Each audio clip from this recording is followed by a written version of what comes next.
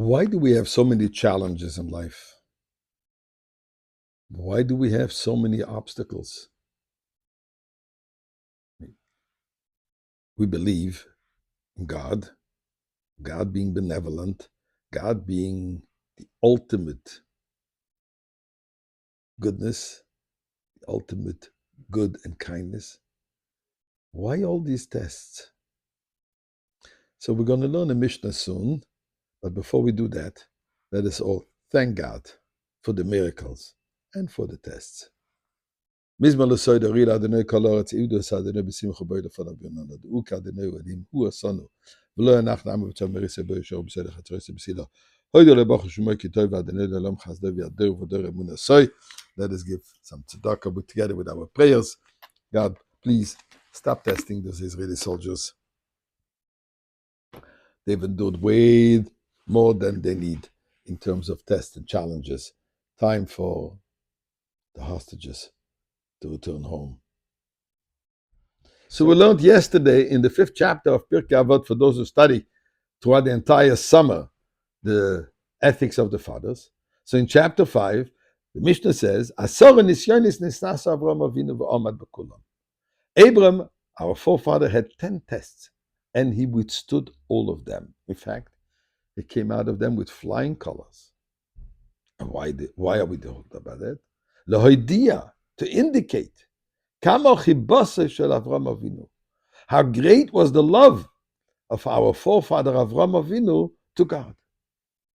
That all the tests that he had, and these were of different kind, emotional, spiritual, physical, each one of them he came out with flying colors. Now, which are those tests?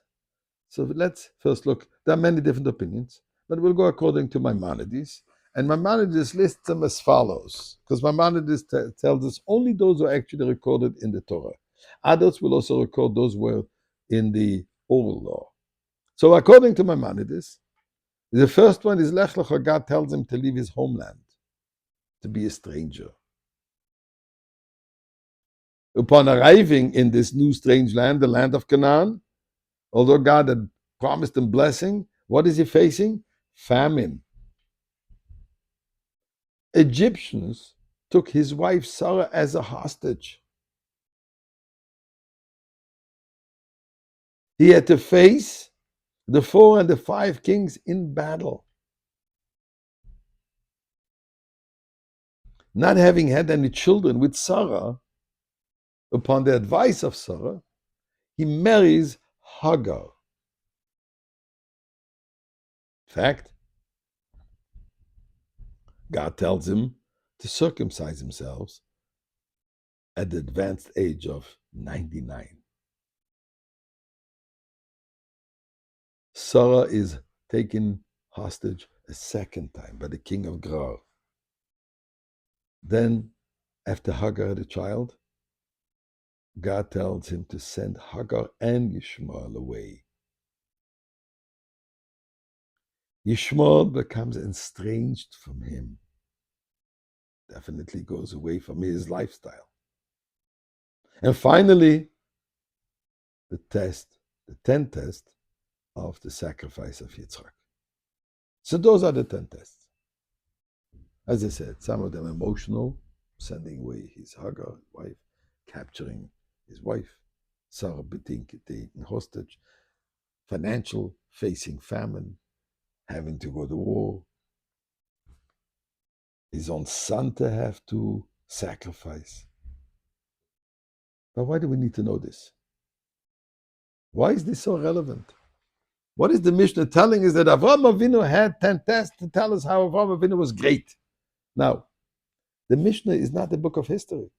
If it would be a book of history, would have listed these 10 tests. But the point is to give us a lesson. The test that God is giving us as individuals, and we all have our test. Every test that God is giving us is designed to us individually. The Zohar says,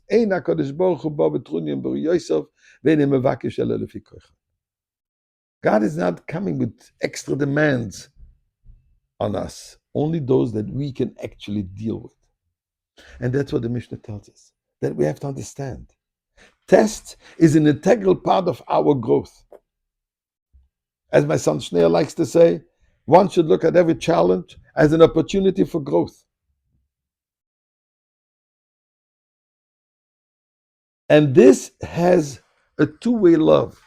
This shows the love from God to us, as well as developing our love to Him. And that's why the Mishnah tells us this. And at this point, we ask God, you've been testing us quite hard lately. I think we came through with flying colors. Please, show us already, reveal us already your love to us, not by testing, but by taking us out of Golus with the revelation of Mashiach now.